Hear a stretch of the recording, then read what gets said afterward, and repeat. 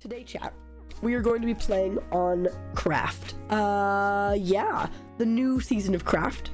Hehe has been a busy lad, building all over the place on Craft, and I get to do a little bit of that today. Maybe we got a little bit of something, one might say. And then, chat, I want to tell you guys about D&D. I have 2 weeks of D&D stories to tell you, and it's wild stuff. It's wacky. So we're gonna do a little bit, and then I'm gonna tell you guys about D&D because I have updates, I have new drawings, I have so much to say.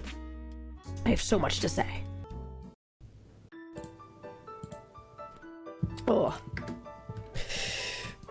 good morning. Hi, things. Oh, they're back. Silly guys are back. I'm not surprised. They appear to really only be around when I'm alone.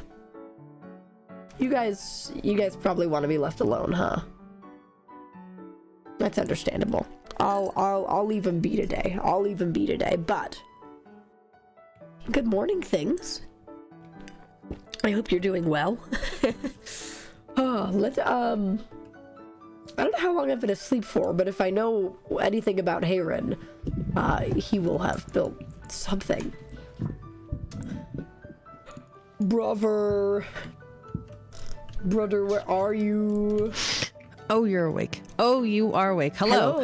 Hi. Good morning. You are awake. Great.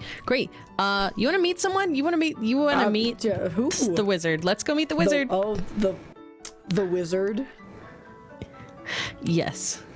That wizard? Yes, that wizard. Okay, yeah. Great. Come on. Oh, wow, you have things.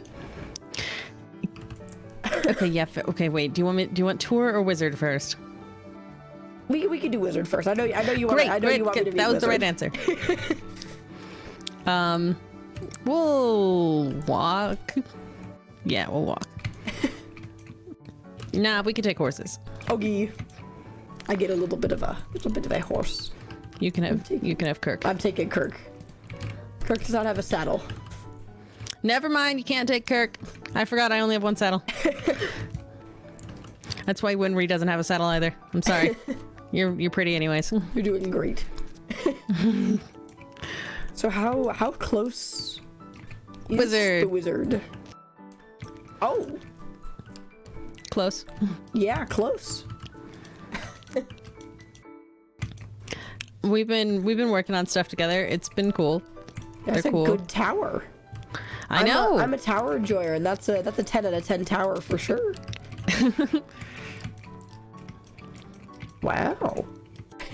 Oh, there's trees out front now. Ooh. But no, it seems you've been busy while I've been eeping. I have been busy. You're not wrong. Let's see. Okay.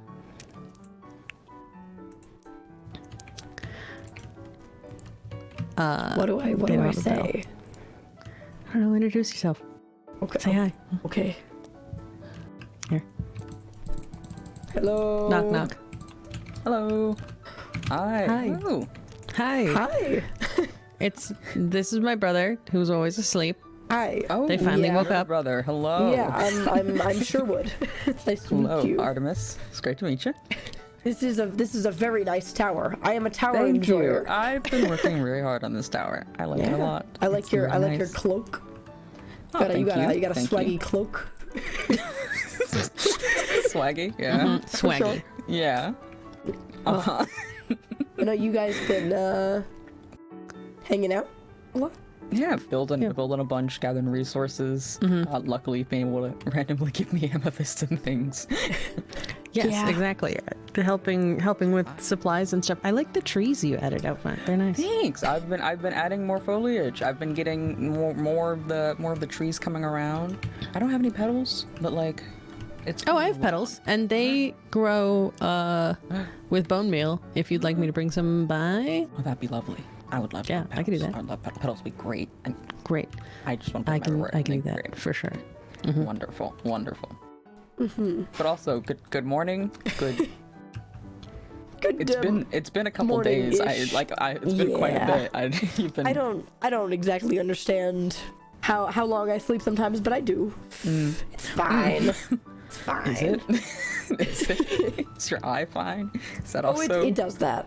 Okay.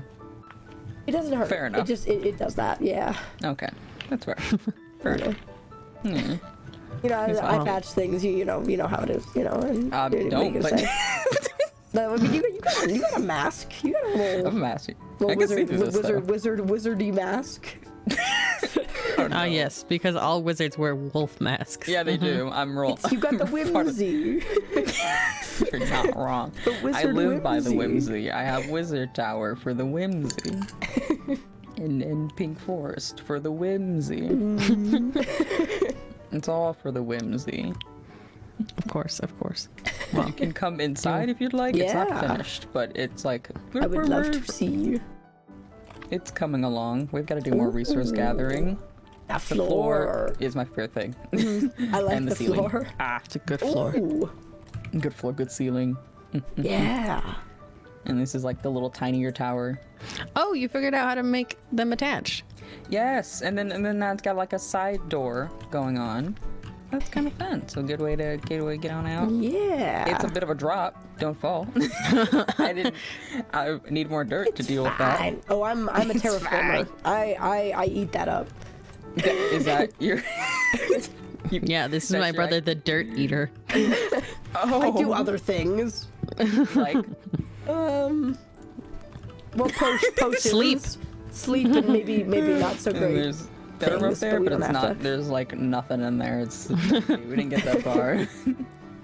You said sleep and eat are your other activities. and maybe other things that aren't the greatest, but we don't have to get into that.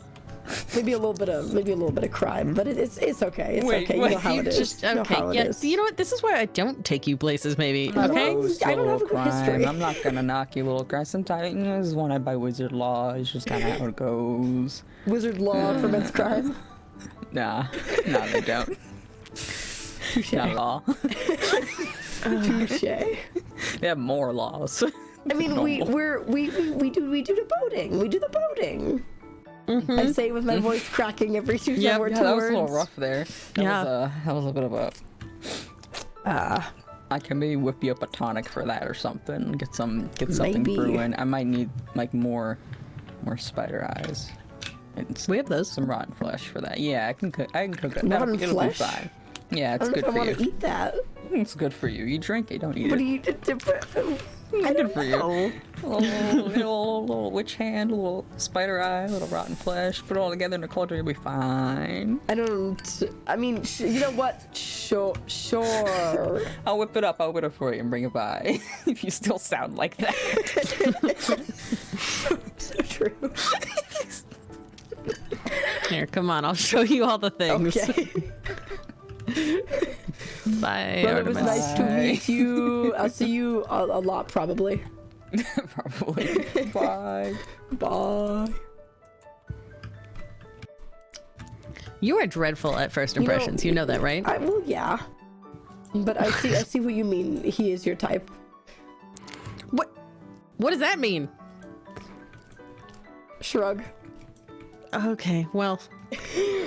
What have you been making? Come here. I've been busy. So, here, we'll just swim across. We have a real boat. It's a little boat. It's a little baby boat. It's like a little one. It's okay. He brings logs, because I need supplies. I started making all the things that go with the supplies, you know, logging, blacksmith, that sort of thing. This big crane with this very annoyingly placed hill I'd love for you to dirt munch on. Oh yeah, that's the stuff. That's the stuff. Because I would love that. I meant to punch the dirt. Yeah. I would love for this hill to basically be gone. And then I'm thinking about building a bridge that connects. They have a hill right there, and we have kind of this hill, so I almost want to keep a little bit of it so that it can like ramp up into a bridge that connects the two. That's like a tall bridge to allow boats to pass under. A little Archway. A big arched boy.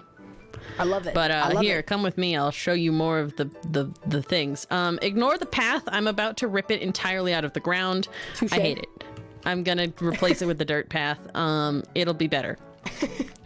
But this is the log. Oh, I love this. I love this. It gets better. It's powered by this aqueduct water wheel. So, you know, because I can't have Axis make everything. You know, maybe it's great to have some backup power things other than just the fire demon. But now I have a big water wheel, and you can even see the interior works of the water wheel underneath here. Have all the gears. Oh, yeah. Yeah. So everything turns, gets everything going. Yeah. And I like it quite a bit. But also now I've been making just a lot of ways to get up and down. So we have this mine shaft. Mine shaft goes up into the gazebo. Let me introduce you to the newest demon creature thing.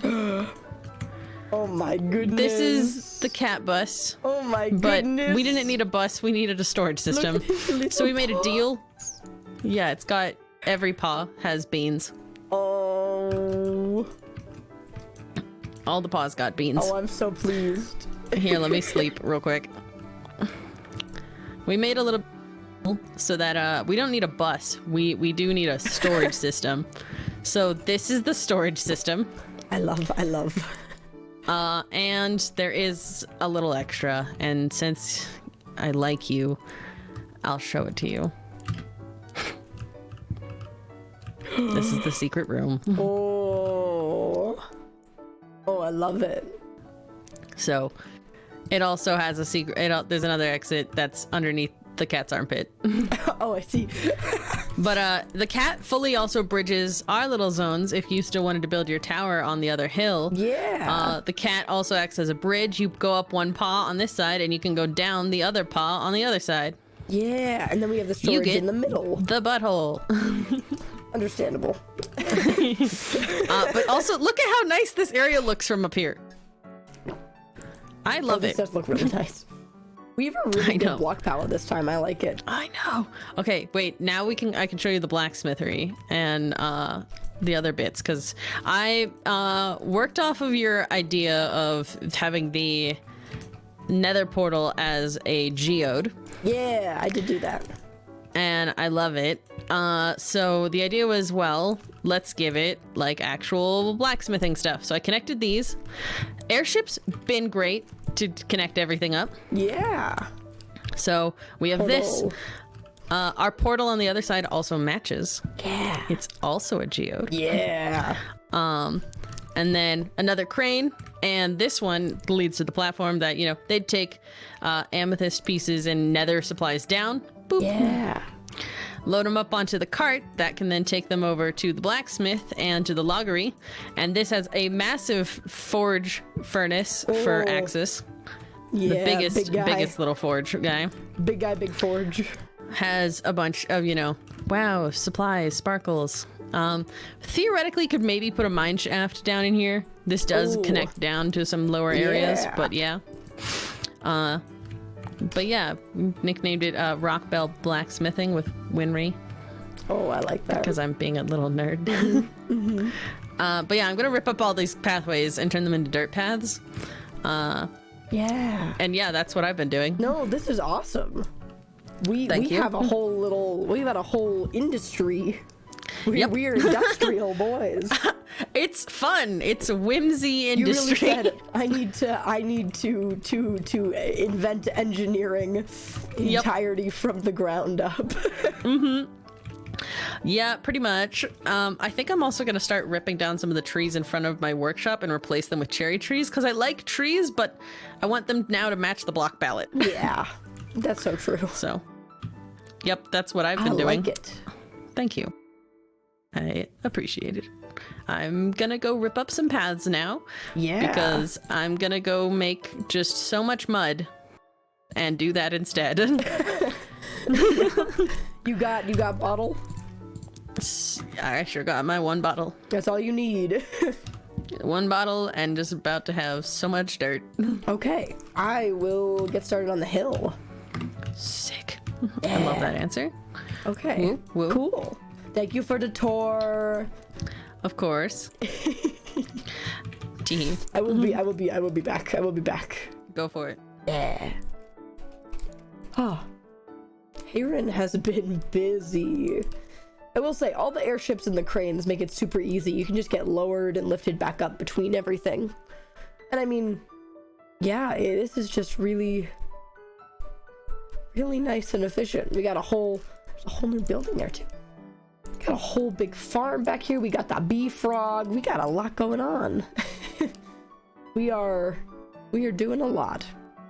Or I mean, at least Heron is, and I'm glad he's been able to hang out with Artemis. Show you my guy. Hold on. Thank you, Pod, for the 12 months of Prime. Let me do a little bit of a Maddie Maggie for the 16 months of Prime. D soon. Thank you for the 2 years, Light Dreamcatcher. That's kind of wild.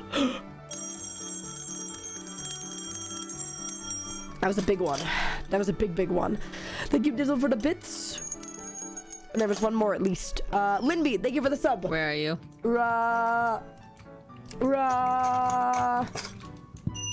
are you? Oh, jeez. House. You're dinging. You're such dings. Hello. Much dings. Show me your guy. Come here. My guy. I forgot to show you. I expanded the workshop. Yeah. Come look at him. Oh. Boop. Oh. Look at him. This is my dude. Oh my He goodness. doesn't have... I don't think I named him yet. I don't think he has a name tag I yet. love you. Oh, wait. I don't need to name tag you. I just need to bucket you. I love him. Me too. He needs a nerdy name. Come here. He does need a nerdy name. All right. I gotta go think of a nerdy name for this little dude. What in the nerd name do I name this nerd? Boop. Boop. Oh. All the way down. Ah, I don't have an anvil in here. How dare I? Where is my anvil? There it is. Axis. Okay. Little we man. have the horses are Star Trek themed. The blacksmith is Full Metal Alchemist. What do I name the axolotl? Wait, what if I named it Zelda? Oh, do that. If we get a little yellow one, I'll name it Link. Yeah. I love that. But this one is totally not out of character. I have so much resin gems in progress right now for the giant dragon Zelda that I'm making. It's really cool. I can't wait to show you. I saw the really big guy. Yeah. That I'm making like like 16 of those. Oh, well, It's gonna be great. It's down the back, right? Yeah. I also got the horns in. Yeah. And they're so pretty. Yeah. Anyways, I'm gonna go put Zelda in her container. Boop. Doot. Also, it's kind of great that these work in water as well. Yeah. Close the door. Zelda, don't let Zelda out. Boop. And I love that you can cover them with carpet and they still work, and trapdoors. Yeah. It's great. It's kind of wild that you can go into the water. Right? Cool. Ooh, also the little detail of the blacksmithing the chimney. The chimney got the axis fire in it too. Yeah. I love it. I love it so much. Me too. Oh, also, I have been trying to get a silk touch pick, but I'm struggling. That is fair. I have another pickaxe made, but I just haven't been able to get silk touch on it yet. Yeah. Every time I roll for it, it's no, and I'm like, no, please, give me my silk touch pick. No, my project might be villagers. As soon as I find a zombie one, I'm gonna yoink it, and then I can go. I'll build it a house. I know, you could build a whole bunch of houses. I built a whole bunch of houses. If we get That'd be 2 great. of them, then we good. Yeah. Oh, that'd be wonderful. Okay, go rip up your paths. Woo! Ripping up the paths. Thank you, Dizzle, for the gifted. Thank you. Hi, chat. Okay. Oh, that was way too much loudness. That was too loud for me. Okay, chat. We are going to make a bunch of shovels. Is it all empty now? Are we all over there? We are. Okay, cool. I gotta get used to the new where the stuff is. Okay, we're gonna make a ton of shovels, and we are going to go crazy to go stupid and destroy this hill. Just all over the place. We're just gonna destroy the hill like there's no business.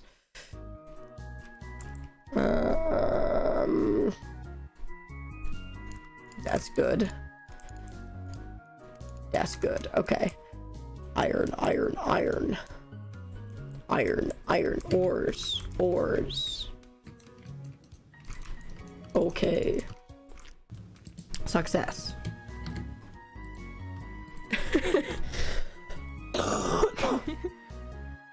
Yes. Nothing. I just turned around. You were just staring. I was amused. I make shovel. I make many shovel. That is so valid. You could just take a whole lot of iron with you. Yeah. Make all the I shovels. have 5 shovels right now. Glorious. We living the best life. Hush. It's fine. Okay. I only ever go mining when I'm with Daniel, okay? Otherwise it's boring. Okay, chat. Shovels, dirt. Oh, that's where my path stuff is. Thank you, Ray, for the 20 months of Prime. Thank you guys for all the resubs today. Mystic Nightwolf, thank you for the 26 months. Thank you, chatters. Thank you. It's a lot of resubs today. I appreciate it. Oh, okay. Chat. We are going to dig the heck out of this hill. We're gonna dig out of this hill like there's no tomorrow. That is the plan. And while we dig this hill, I got some stories for you. I've got some stories for you. I'm gonna just sleep really quick. So, chat. Boy, oh boy, do I have updates. Boy, oh boy, do I have updates. So, because of all of the lore that I've had in the last, like 2 weeks, I have not gotten a chance to tell you guys about the last 2 sessions.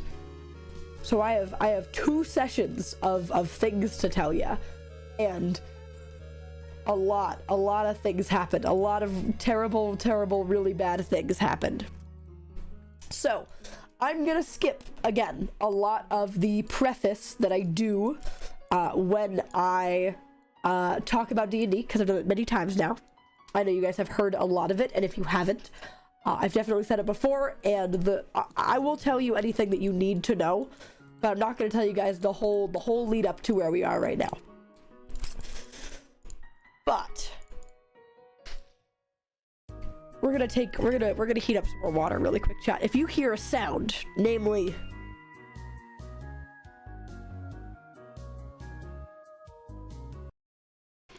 that sound, this, you can hear it when I talk a little bit. We're gonna let this heat up for a second. And I'll drink a little bit of tea.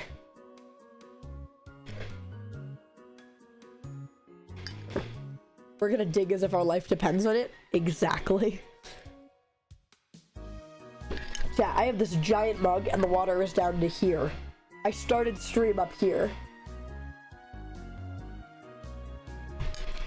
I'm also gonna blow my nose really quick, chat. And then it's time.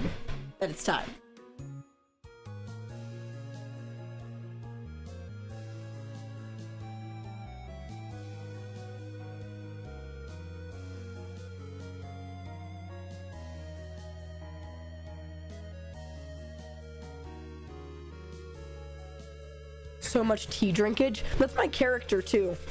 My D&D character drinks tea up the wazoo. Alright, that is hot enough. Shout out to this thing, chat. Motherquake got it for me for Christmas. and it is so much time saving. There we go. We're gonna let that sit for a moment. Let the tea steep, as you do. Okay, so, chat. Last where we left off. We had, our whole party had been teleported to my character's childhood village, which he was, excommunicated from. He got kicked out of it because he kind of put a bunch of people in a coma using blood magic that he shouldn't have been using, and they kicked him out about it. Which does make a lot of sense. And we had shown back up there. We met my dad. My dad has revealed that I have 2 secret half-siblings. I don't like them. They're mean, and one of them has my name, which is weird and very replacement-y, as my father is. I hate that guy. But we book it, and we went on big old journey up to my not-so-evil necromancer's mom castle, which is on the mountain behind the village that I grew up in. I have a lot of history with said mother. My character hates her. He hates her guts because she kind of killed a bunch of people that were friends, and then kind of killed my character's best friend, Reese, and then raised him back to life, and then my character had to kill him. It's the horrors my character originally saw. But my character does not like her, but begrudgingly agreed, because clearly my father was doing way worse stuff than she ever did in the village. So I was like, all right, I am starting to tap into my weird blood magic stuff, so we're gonna go to the top of this mountain, and I'm gonna talk to my mom, begrudgingly, even though I hate her. And also because half the party was there. When they went through a portal, they showed up somewhere else and kind of showed up at my mom's house. So, you know how it is. So, we are climbing said mountain. We get chased by a giant bone bird. You guys know this. Our last session ended with us getting to the gates of said castle, and my dead best friend, who is now a death knight for my mother, was just kind of chilling at the gates, and told my character that my boy, my son, my boy, was here. If you don't know about my son, quick little thing about my son. He's not actually my son. He is a kid that I picked up off the side of the road. But I love him so very dearly, and he has seen oh so many horrors. And he accidentally got hit with a banishment ray, and went to the Shadow Realm, and we could not get him back. And for about a week of in-game time, I had no idea where the boy was, and my character was extremely stressed about this, because that's basically my son. That is my boy. I love him.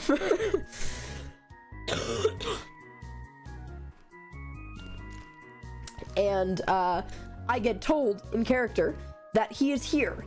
I know out of character that my mom went to the Shadow Realm and got him back because she knew that I cared about him. She's trying really hard to make me like her, and it's still rough for me. I still don't like her. And it's just for being a guy. Yeah, he was like 8, and he's like a big old sorcerer. He's got Shadow Dog. He's very epic. His name is Essek. I love him very much. But I get told that he's back, and that's where our session ended. And at the time, we have 2 party members. We're now into new stuff, chat. There are 2 party members and Essek in the castle, and the rest of our party, which I think is 4 of us, and another NPC, get to the gates. And I get told he's here, and I run in and I go, where? And Reese goes, probably somewhere inside.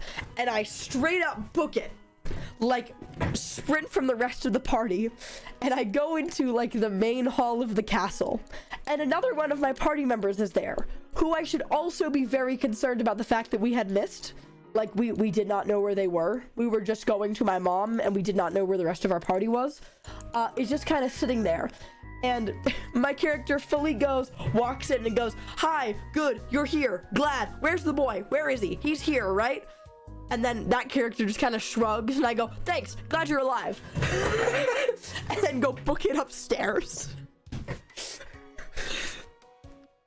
And then another one of our characters, our Warforged, our cleric, had one of our party members, the other party member who was in this castle, is our Artificer, and had a bunch of metal that our Warforged needed to fix himself.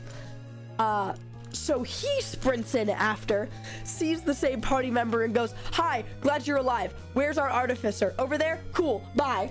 And nobody has really acknowledged this guy, and now two of us have sprinted. Hi, glad you're alive. Hi, glad you're alive. And then Mambu runs in, and she's concerned about where I'm going, so she runs in and goes, hi, where's Faraday? And he goes, went that way, and he goes, great, glad you're alive.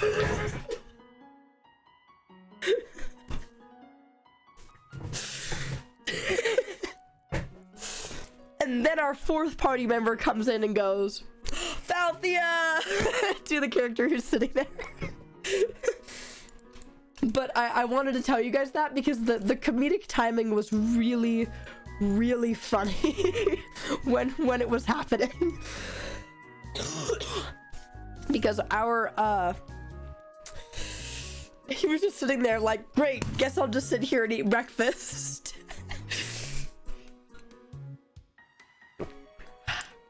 All right, chat, I'm taking off the jacket. I'm getting too hot with the tea. So I run in. I eventually find the door that Essek is behind. And let's rewind.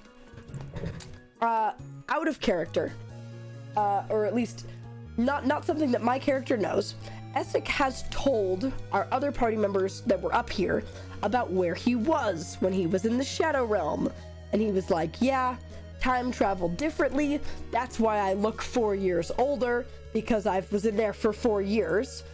And then I got out, and the way the Shadowfell works is when you get out, you go to the place that you are most afraid of. So I went back to our party's big bad, who kidnapped him forever ago, and got experimented on by our big bad for like a month, which is just great. And I'm sitting there, out of character, not in this conversation, just like, let me at him. Let me at him. Let me at him. Let me at him. Oh. But, yeah, and notably, he got experimented on by the quirky magic system. There's basically, like, our regular magic system, and then the terrible, terrible magic system that David made, that basically you can do anything. Like, if you say, I want to make a black hole, you can go make a black hole. But there are, like, severe consequences for using it, but it has the ability to do anything. And when you use that magic, you get quirky little runes all over your body. Two of our party members have they have a lot of runes all over their bodies because they keep going, what if instead of actually facing our problems, we just used Ruinous? And we find out that Essek, like 35% of his body is covered in these runes because that big bad forced him to do Ruinous magic, which is great. It's epic. Very cool. Other references for your guy. I'm gonna post them after stream today on Tumblr. I'm gonna post them on Tumblr. But yeah, trauma, fun, very, very fun. So when I see Essek, I walk in on him in like the morning, and I see him like getting dressed for the day, and I see that 35% of his body is covered in runes. My character sees that and goes, not now, and just hugs this man, who is now a little buff and 4 years older from scrawny kid that I was chilling with literally like a week ago of time, but it's been 4 years for him, which is fun. So we get to talk, and he's so good. He's so good. And I'm like, I'm so glad you're okay. What the hell do you mean my mom got you? I still hate her, but I guess I now have to go talk to her. And Essek is like, I don't really know what happened. And I was like, that's a story for another day. But we get to talk, and it's very wholesome. And and then Mambu's character walks up and is like, yay, Essek! And we're all very pleased to see him. And then David does his little thing where he goes, hey Mambu, can you come outside? There wasn't even anything to prompt this. There wasn't a single thing that happened to prompt this. When David says, hey, can you come outside? That means it's time for terrible character secrets. So he takes Mambu outside, and we're all sat there like, great, this is terrifying. We didn't even do anything to cause this. So we basically, Mambu comes back in, terrified. And David just starts like saying numbers. Like we keep talking with Essek. Mambu's character is now like in shock. And David keeps going like 150.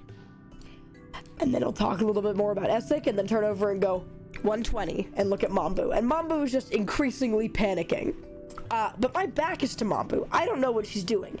Essek totally notices that she's freaking out. And we, as a table, kind of figure out what's happening. Let's talk a little about Mambu's character. Mambu's character is a tiefling bard, who thought that she was just some tiefling bard, and happened to be the daughter of one of the aspects of hell. For most people, there are 3 aspects: greed, pride, and another one. Greed, pride, and wrath? Yeah, greed, pride, and wrath are the 3 aspects of hell. And over the course of the campaign, we have discovered that Mambu's character is secretly also an aspect of hell. And get this, there's actually 7, and they're all the 7 deadly sins. But the 3 of them basically killed and destroyed all the other aspects and then wiped their memories. And then decided to raise the aspect of envy, who is Mambu's character, as if she were his daughter. So we've been referring to Mambu's character's dad, the aspect of greed, as the bother, the brother father, the bother. And he's been hunting us because he figured out that Mambu realized what she was and has now been hunting and trying to kill us and her. So that's Mambu's character. She, over time, has been kind of unlocking more memories of stuff she did as, like, a demon lord over time. Hi, Athena Raiders. I'm talking about D&D. I'm talking about D&D. How was stream? But no, over time, she has kind of realized more and more about things she did as a demon lord. And what we basically figure out is happening now is she is feeling all of her old warlocks die. Through MCCI Athena. I love them. I love him. Yeah, so she is psychically feeling all of the warlocks that she made deals with back when she was a demon lord die. And the number David is saying is how many are left. So David keeps going like 70, talks a little bit more, 40, talks a little bit more, and Mambu is freaking out because she is feeling all of her followers die, which is just so fun. It's just such a fun thing, you know what I mean? Thank you 23/6 for the 26 months. Oh, thank you. So, she starts, I think she starts like bleeding, like passes out on the floor. I think she fails a con save once they all die, and kind of like passes out in the doorway, and like having a full-on panic attack. And my character, who has no clue what's going on, and all I know is that we just got Essek back, and now my best friend, Divine, Mambu's character, is having a panic attack on the ground. And like dying. Like, I'm pretty sure she goes to 0 hit points through this process. And I'm like, okay, I gotta go find my mom. So I go sprint to find my mom. And she comes out, because she's hearing all of this noise, sees me, and is like, oh, I'm so glad. And I'm like, yes, heal her, fix her, fix her, fix her. And she's just like, son, it's so good to, oh, Jesus Christ, what happened? Which is fun. Regular Wednesday, so true. Blow nose time.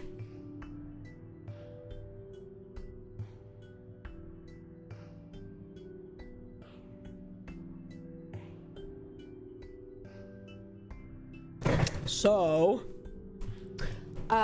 she brings Mambu back up, and Mambu gets okay, and then it's like, we need to talk. I think my brother is coming for us. And I'm like, brother? We've been saying dad. And she goes, no, that's my brother. Because she just hit a point where now, like, oh, she was never a child. She was never raised by him. She just got her memory wiped, which is fun. Another Arden Rock Tuesday. That's so real. But no. So we all go and have a little we have a little bit of a big meeting in the hall of said castle, and everybody's there. Like pretty much literally everybody is there. So we have, let's go through. We've got me, my boy, Mambu's character, our artificer, our cleric, our rogue, our paladin squire, my dead Death Knight best friend, and my mom. And we're all chilling in this room. And Mother is like, yeah, like, what's up? And we're like, we're being hunted by one of the aspects of hell. And Mother is like, you're what? And I'm like, yeah, we might be getting hunted by one of the aspects of hell, like right now, and he might be here. And she's like, okay, well, this is a fortress, so we can set up precautions for that. Why are you being chased? And Mom was like, I'm also an aspect of hell. And she's like, great, you have great friends, son. You have great friends. And then she basically quest gives us, and I get to kind of talk to her about a lot of stuff. And we got the whole council. We do. And I get to kind of ask her why she did what she did all that time ago. And she tells me that her and my father have been doing blood magic like this for a really long time. And we were doing it together until he started taking it out of hand. Everyone down there in your town is basically being used as batteries for him because, you know, blood magic need blood. And I have been trying to stop them. He is currently trying to get all of these very important blood magic books, which I have 2 of. And Mother says he has all of them but 2. And I'm like, oh, great. So I'm that guy. I have the last 2. And theoretically, when he gets them all, he becomes, like, ridiculously powerful and can basically drain the whole world if he wanted to. Which is great. And he says, yeah, he's basically using the whole town as batteries. His kids are in on it, but most of the villagers don't even know what's happening. They just think that they're living in a village and they got a really powerful leader. But he has done this many times before to many different towns to get the rest of the books that he has, even before you were born. But when he started taking it out of control like he has now, I fought back. And by fighting back, I mean I attacked your village and killed a bunch of people in my attempt to kill him and steal the book. And I'm like, why did that doesn't help though? Because this is my character's trauma, is when she did that. Is when she rolled up and killed like everyone and my best friend and then that whole thing. And she's like, I had to stop him. And I was like, but you didn't though. You literally didn't even do a good job. You sucked at that.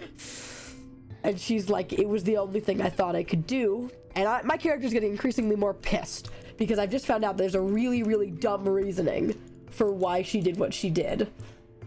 At least to my character. And she basically says, I have been working to stop him from doing this. And would you guys like to help POV? She's a quest giver. And she's like, yeah, I can basically give you anything you want if you help me deal with this. Because I am one of the most powerful necromancers just ever. She is notably one of the most powerful necromancers, just period. Literally ever. So, I'm like, great. Yes, I will help, but I'm not doing this for you. I want to kill that asshole. And my party kind of like agrees for varying reasons. Because she's like, I can help you do this, and I can help you do this, and it's a bunch of our characters' goals. And she's like, I can also basically send you anywhere else if you don't want to do this. And I can try and like protect from your dad. And I'm like, yeah, we should do that. And this was an entire session of this conversation. This conversation I'm talking about right now was the entire last session. Should I swear? Just a little bit. Just a little bit of a swear. And what's it called? We are kind of still chilling, having this conversation. Our whole party kind of agrees, all right, we're gonna do this. We have a lot of stuff we also need to do, but this will help us do all of the things. Yeah, we can go kill your dad. And as we're literally still discussing this, one of our party members notices somebody coming up the hill towards the house. Which is great. Some hooded figure coming towards the house. And Reese, Death Knight best friend, is the first one to see this. So he gets up and goes stands in the middle of the room and says nothing to like get a better look. He's literally like the guardian of the castle. So he goes first and goes looks at it. And we don't really know what he's doing. And one of our party members finally notices this guy walking up. But as we see this, we see that he's pulling back a bow. What looks to be a really big bow. And fires it. And hits my Death Knight best friend through the chest. Not an arrow, like a ballista bolt. The kind of thing that would get shot out of a giant crossbow. Or like a catapult looking thing. Massive wooden spear through him. Fully through him. And then poison, a poison we're very familiar with. It's this orange kind of poison called Toxic Bloom. It's a recurring thing in our campaign. Starts going up of him. And he passes out on the floor and starts having a seizure. And that's where we ended that session. Which was a great cliffhanger. Great, love it, so good, so cool. All of Mamu's followers are dead, and now we have this mysterious hooded figure. And this is the funny bit in between the two sessions that happened. We were all like, all right, who do we think this is? Who do we think this is? And then we go around the table and all of us think it's someone else. And at that point we realized how many enemies we have. Because we were like, I think it's my dad. I think it's the guy that tortured Essek. I think it's the big organization that took off my arm and kidnapped several party members. I think it's this guy's brother who's been hunting him down. I think it's the followers of this god that we have been trying to kill. I think it's Mambu's dad. I think it's this Fae guy that assassinated some of the council of a sound we were in a long time ago. I think it's the people of this own town that we stole a big thing from, now finally hunting us down. And we're like, oh, we have too many enemies. We might have too many enemies. So that simmers for a week. But lucky for you guys, we already had the next session. And we go into the session knowing that it's this big combat. Like, we are about to have a big old combat with this guy. Unsure who he is, but we're about to do a big fight at this guy. So we all roll up ready to do an epic combat. And in this, before we like roll for initiative, David lets us kind of like do some stuff before like he's even at the gate yet. So our rogue goes and tackles my mom so that she doesn't get shot. Our paladin goes and drags my best friend's body out of it and tries to heal him. Essek like flips over a table. Mambu summons a bunch of hellfire. Our artificer throws down a bunch of temp hit points for us. Our cleric gives us like basically a bless effect for all of our rolls. We're all doing a whole lot of stuff. And my character is in shock. Because that's my trauma. Let's talk a little bit about my character's terrible history. So my character at this point had just gotten to a place where he now had everything that he's been fighting for a really long time. He finally has Essek back. He has his best friend back. The best friend who he'd been trying to revive for like 200 years, little did he know that his mom was doing it anyway. And he just watches that best friend die again, which is great. Just such a great little tidbit for his mental health. As that's literally the thing that he has been beating himself up about over and over because he did nothing about it the first time. And now he's staring at him with the frickin' ballista bolt through his chest and poison climbing up him, freaking out. So everyone else is taking like actual combat measures, and my character is in shock, making sure Essek's okay, and trying to figure out if best friend is okay. And then a second bolt comes and basically would have hit me, but Mambu's character pulls me out of the way. It was aiming for me, and would have friggin' scared me like the other one, but Mambu pulls me back and it misses. It takes out a big chunk of the wall though, which is kind of sick. And we're all like, okay, who the heck is this guy? And as he's getting closer, we realize that this guy is Fae, which out of our enemies list, only one of them is Fae. So we're like, okay, we know who this guy is. All we know about him, and the only reason that he's even on our radar, is because we know he's an assassin.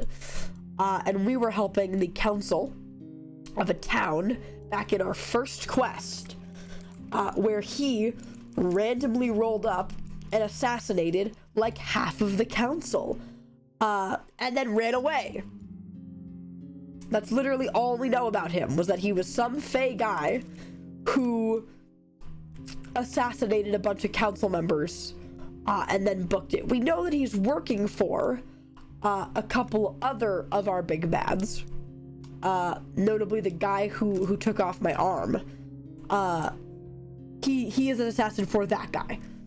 And he rolls up and is like, so he shouts and is like, all right, do you guys want to do this the easy way or the hard way? And we're like, what do you even want? We don't know what you want. And he's like, well, you guys are the Afterlives, right? That's our party name, is the Afterlives, because a lot of us have died and came back. We have a lot of death and life things going on in our party. And we're like, no.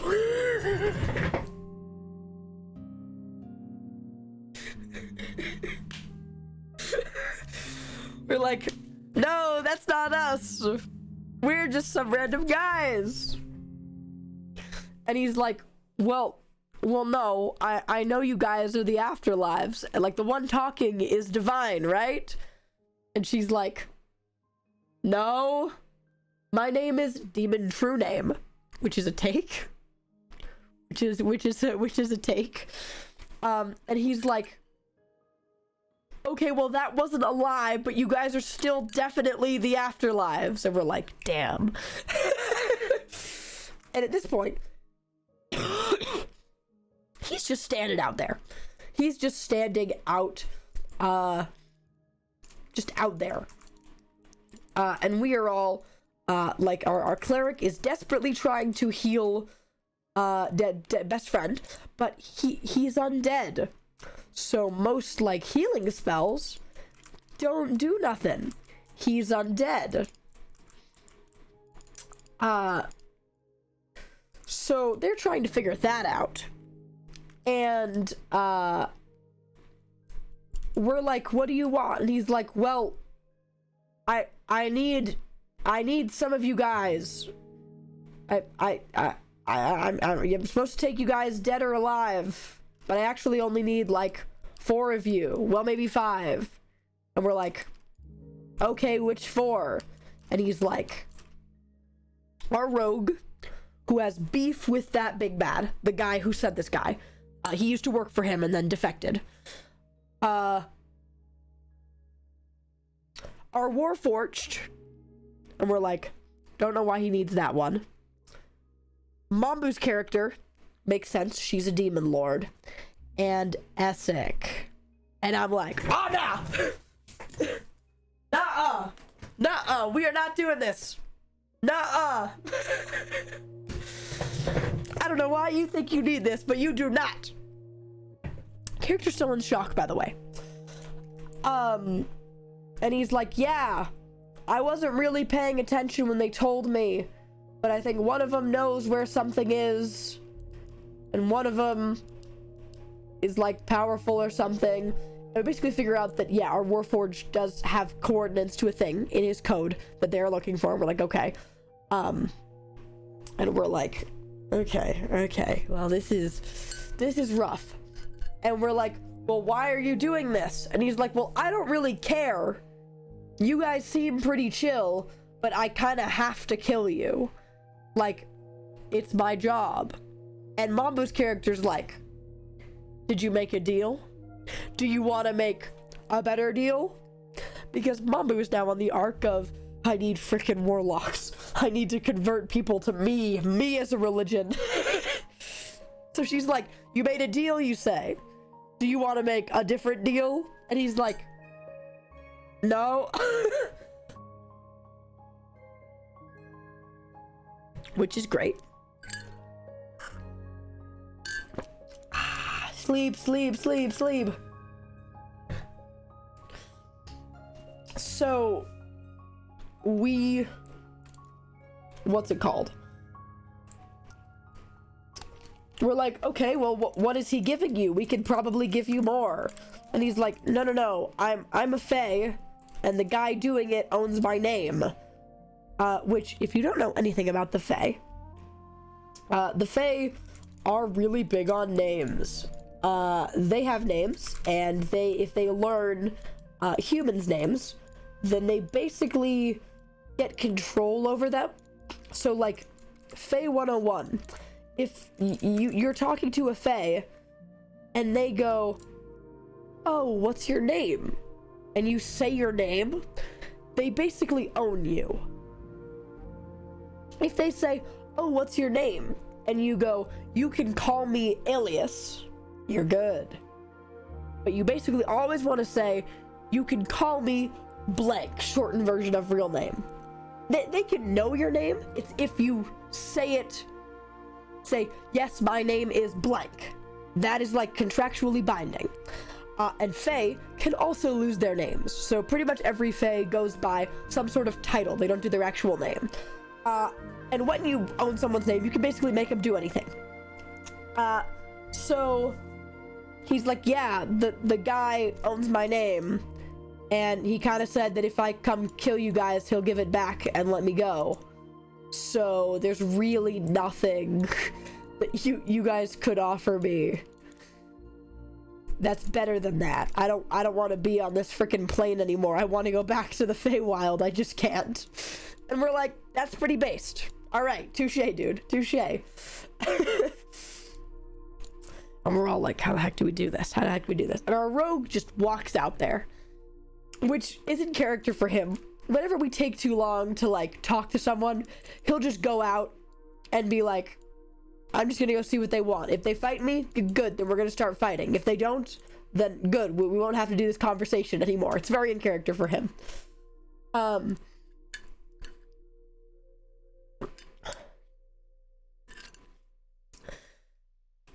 So he walks out there, and the rest of our party is like, all right, well, we're not gonna let him walk out there freaking alone. Like, we're not that guy. So we're gonna go out there with him. And I'm like, I'm gonna go see if I can heal my best friend. So our cleric and our artificer and my mother and me and Essek all stay in the castle to try and help Reese, who at this point is not looking too hot. And the rest of them go outside to talk to this guy. And he's like, oh, great. Are you guys surrendering? And we're like, well, no. We might as well just talk out here.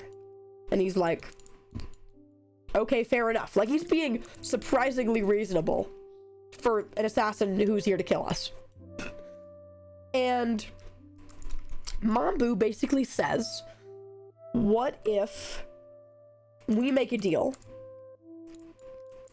that you don't kill us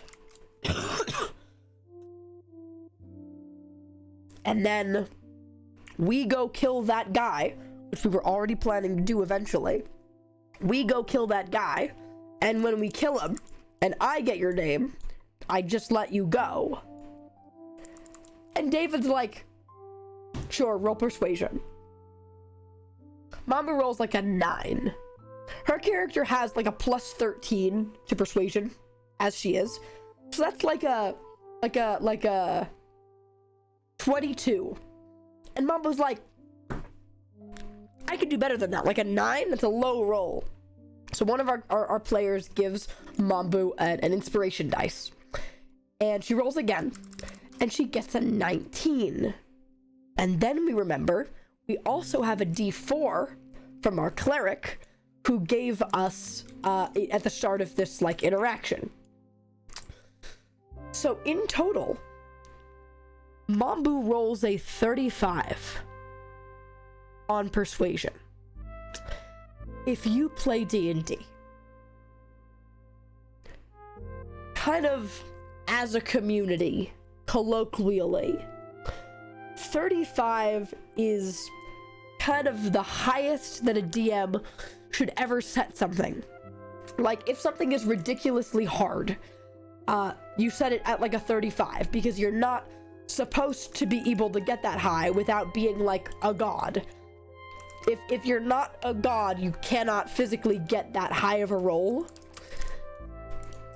And Mambu rolls a 35. And David just takes his glasses off and like walks away for a second. And then walks back and is like, well, you guys aren't doing combat today. And we're like, which is wild. Wild. Blow nose.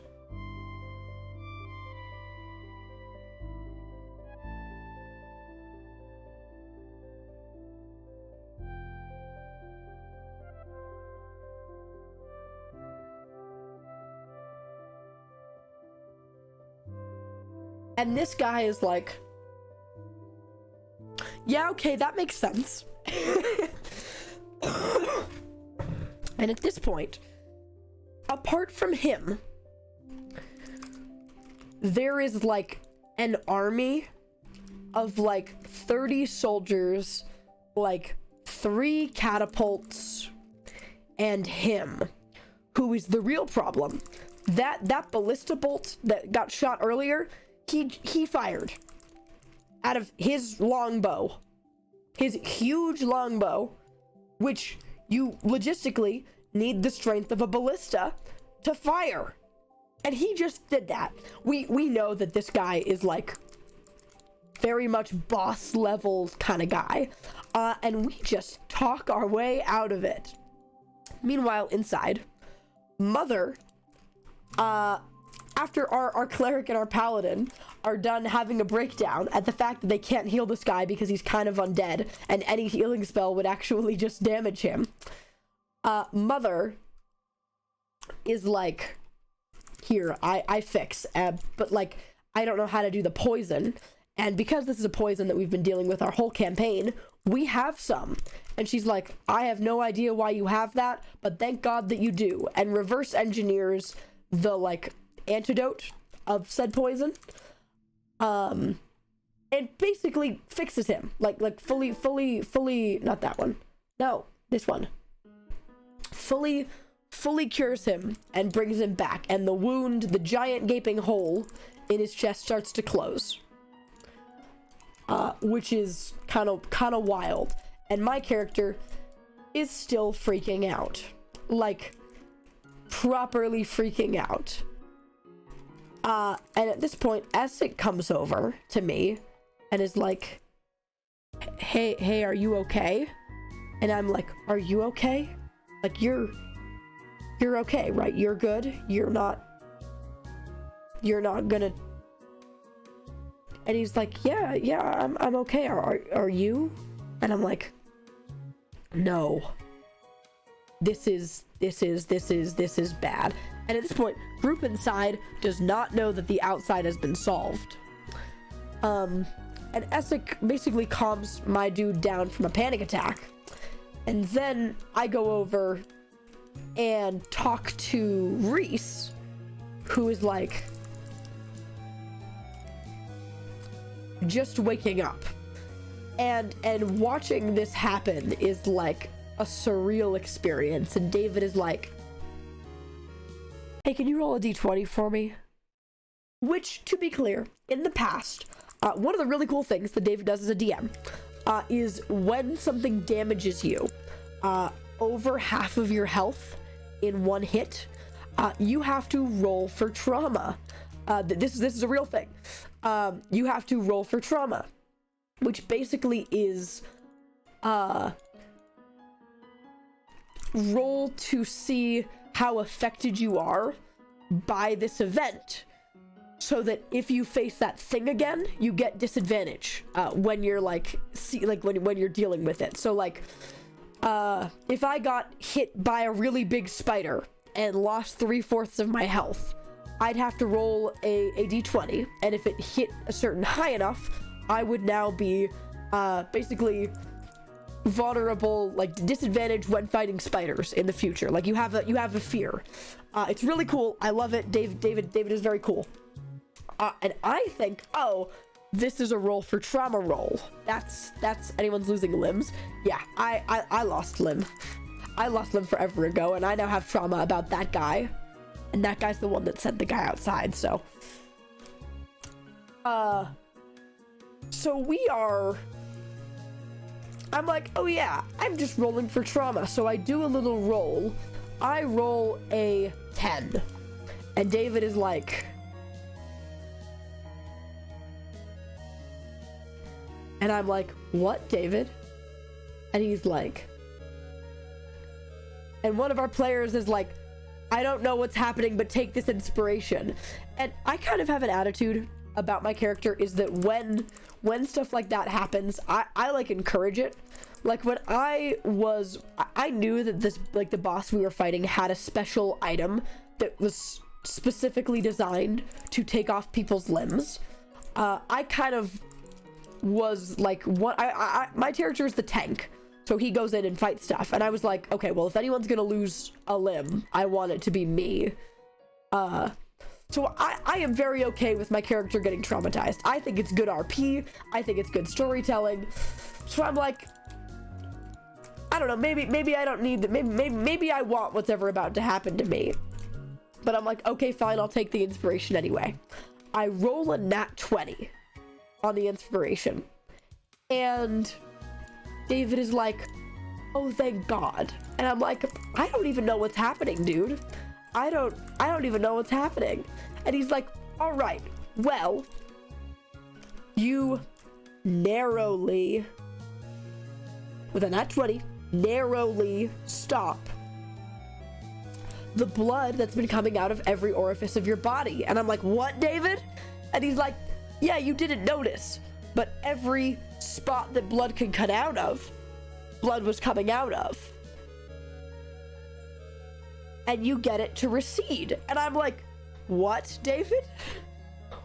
What? And he's like, and you can look down and you go, dang, all my clothes are soaked in blood. And I'm like, David, what? What?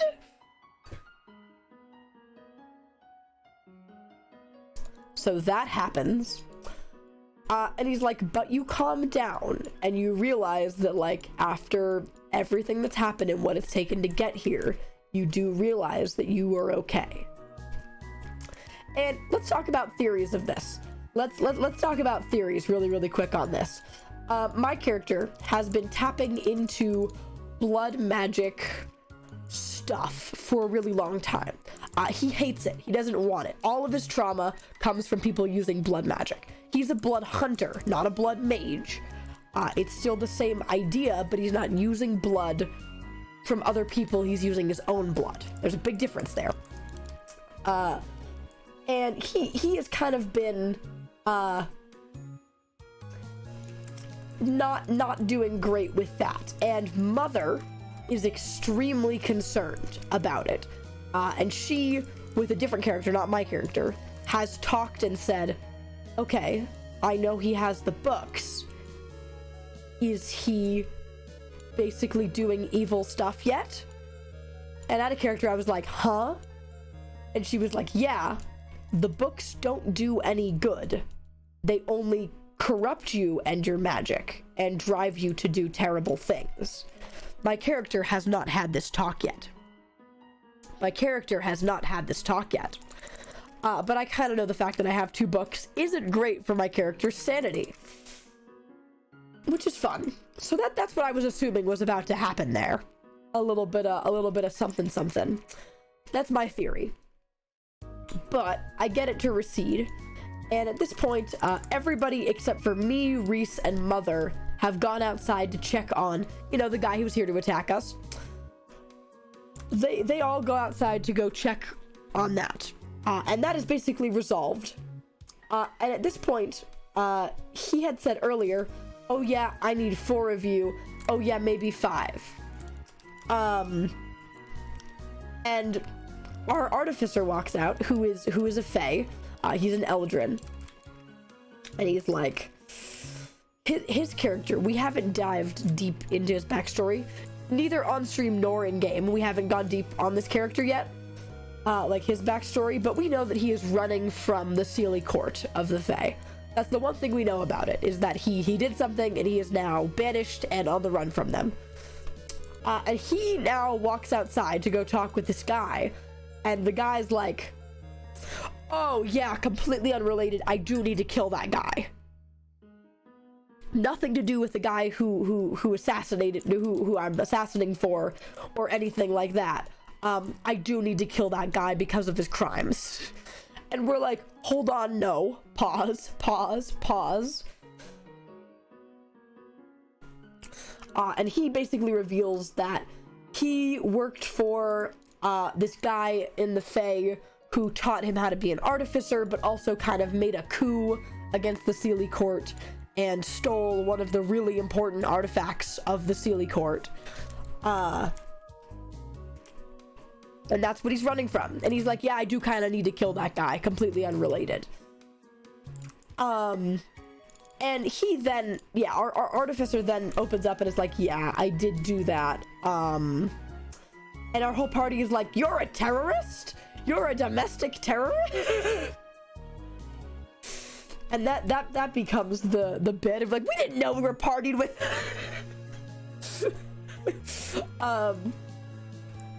Which is silly, but but we basically get there and we agree to, you know, he's like, hold on, I don't even agree with what the guy who taught me did. What if I go kill that guy? Will you leave me alone? And he's like, okay, yeah, if you can go find that guy and kill that guy, then I'll leave you alone. This guy is so reasonable. The guy who was here to kill us. He's so very reasonable. Maybe because of the 35. And, what's it called? Oh. Okay. Need more wood. We get his backstory, which is kind of sick, and for the first time. And we're like, all right, yeah, sure, more quests. And what's it called? We trying to think of anything else important that happens. Wooden chest near ya. Cool. Trying to think if anything else notable happens in this conversation before I go back inside. Oh, so our paladin, the god that he is a paladin for, is one of the, like, dead hunting, gods.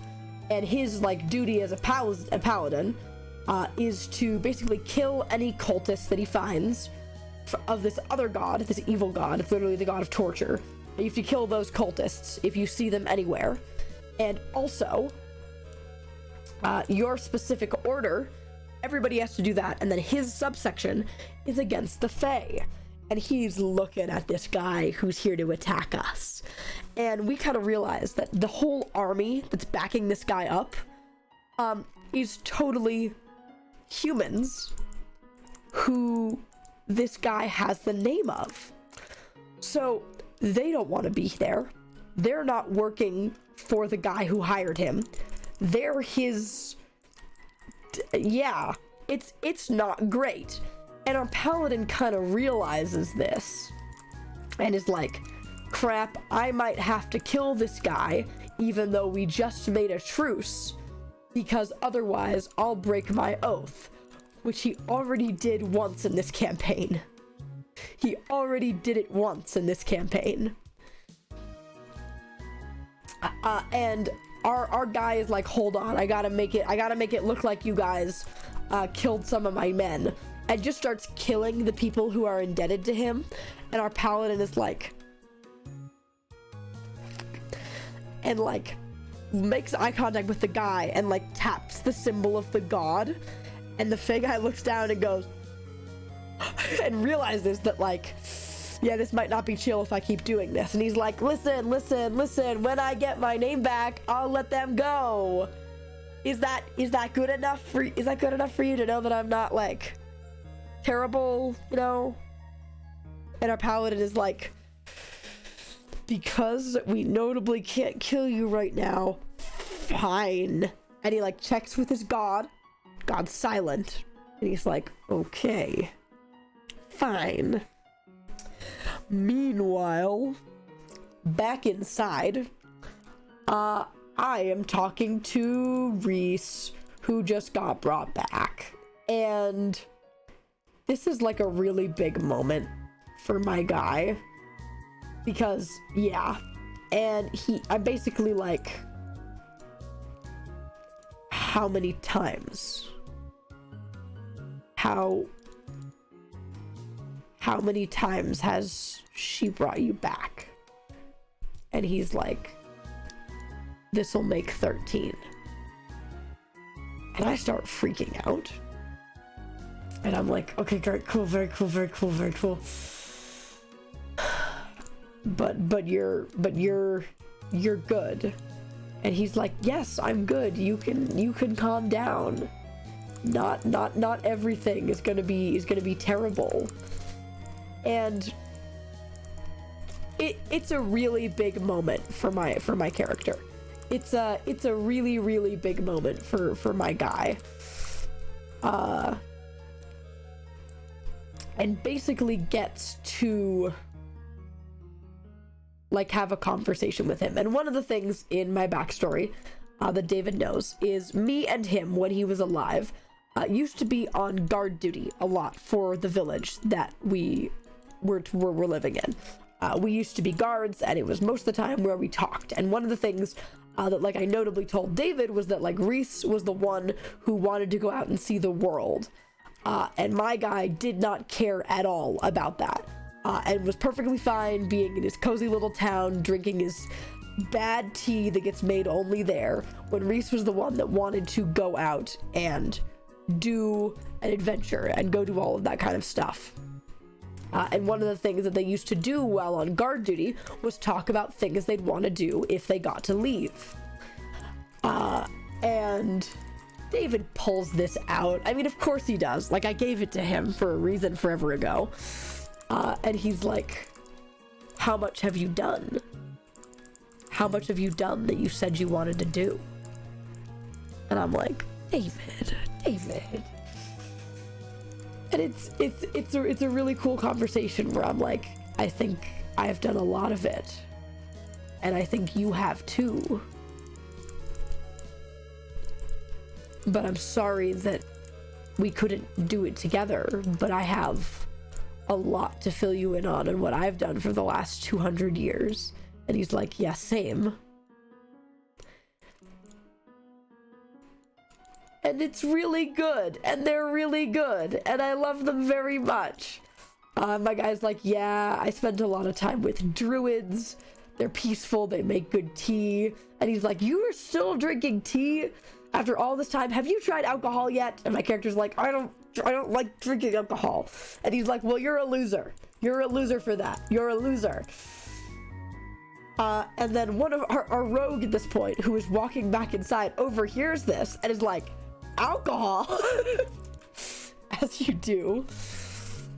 And then basically kind of offers alcohol to Essek, who felt like the rogue is like, well, he's older now. And like we then get into like happy, like peaceful times. Everybody comes back inside, and now we're all sitting, and everybody starts drinking, and my character ends up drinking. And it's just like a suddenly very like, it's a very like peaceful, happy moment. And then David is like, all right, it's time, you come outside, and takes all of us one by one outside. This has happened once before. The last time that we had a whole party happy vibing moment, we finished a quest and we got a huge party thrown to us by the city, and basically for 3 days straight all we did was party. But right as like the celebration started, all of us got some little terrible lore drop to us individually. All got terrible little lore drops at that time. And so he starts going, and I'm like, oh yeah, here we go. He's got to set up the next whole arc. Me. And some people's are very, very chill. We don't all know everybody's. It's only the people who come back in and then out of character want to tell the party what they saw. So I don't know what everybody got. I know that our Warforged got something huge for his arc, but I don't know what it is. And our rogue didn't tell us nothing about what he got. But all I got was a sending message from my dad. that was like,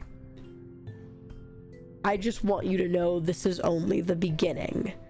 I'm going to have those books, and it's going to be so fun to tear down and bend the wills of that family that you love so much. And I'm like, great, David, great, yeah, cool, love it,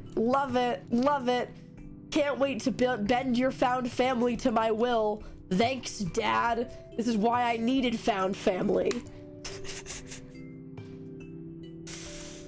Just great. I mean, it's what I expected. I expected an ominous message from him because he's literally our next arc, is to go wreck that guy. But yeah, we like to have fun. And that's where we left off, chat. Now you guys are all caught up. You guys are all caught up now on where we're at. Isn't it so fun, guys? Isn't it so fun? Yeah, the fact we got out of that combat's kind of crazy. We really should not have gotten out of that combat without doing it. Like, that was a ridiculous roll. But chat, I have some things to show you. I have some art for you guys because I draw while I play D&D. It's just one of the things I like to do. I like to draw what's going on in the session. And I finally finished all of the references for all of my terrible family members.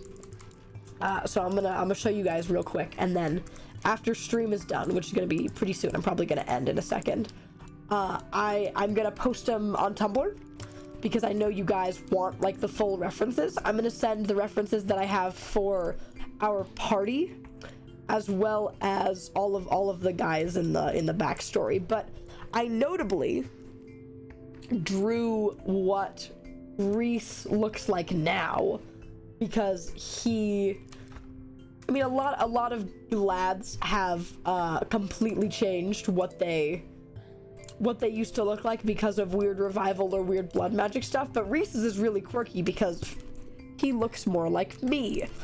And my theory was that every time he gets brought back, it was either because Mother was sad about not having me, or he was sad about not having me there. So he kind of just started looking like me. But he looks nothing like what he did when we were like kids. To be clear, I say kids. Fearbulg age is a little bit slower, but okay. Chat, how do we like this hill? We pogging with this hill. I'm kind of pogging with this hill. Okay. Cool. Good hill. Mount it and gone.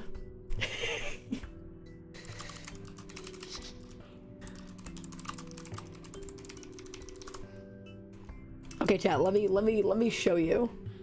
Let me show you really quick. I'm gonna post like the full images, and I labeled everybody and like their things. So like Mother is Mother, and then Mother, Necromancer, and then former Sephiriah, which is the thing for the village.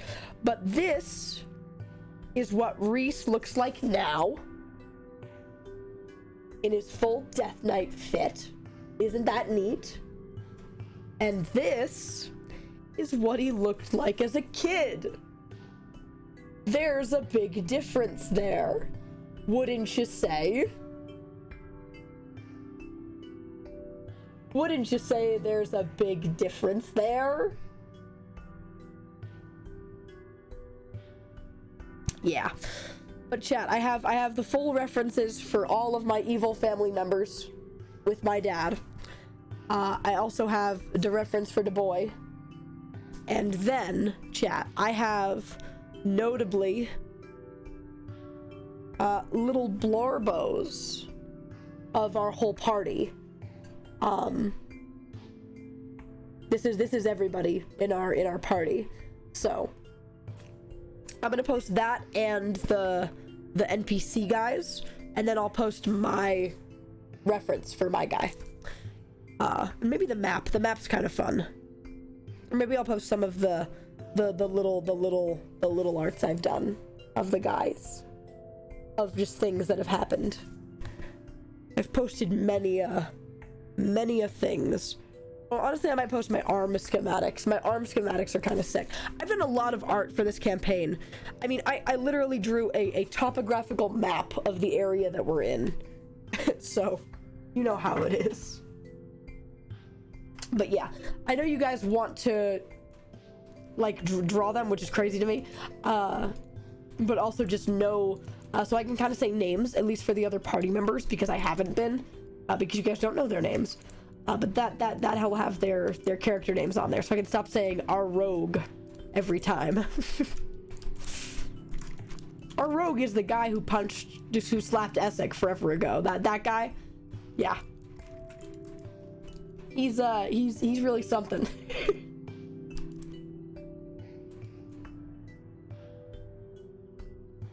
Nice. Trying to get rid of some of these. Okay, cool. I think that this is a good spot to end the vibes. I like the hill. Hopefully this is good enough for the crane. I can cave out more of this later if hey so pleases. But yeah, okay, cool. What a title to have, guy who slapped Essex. I know. They're now kind of besties though, which I don't know about. Nobody in character knows that they had that conversation. That's what I talked about last time. Nobody in character knows about that conversation. Just kind of quirky. Okay, cool. Ooga booga. Alright, let's put the dirt away. Maybe not all of it. We'll put the overflow dirt in here.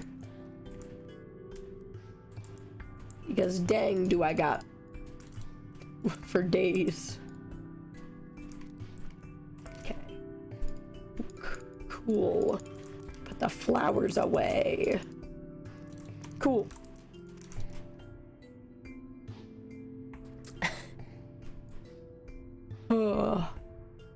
But now you guys are properly caught up, so say nothing. Say nothing. Now, this Wednesday, it's gonna be terrible. I mean, I don't know. We're probably gonna go start the arc of dealing with Father tomorrow. Or maybe, theoretically, Mother said she was going to train me in blood magic. And I was like, great. Anyways. Okay. Hey, little guys. Good night.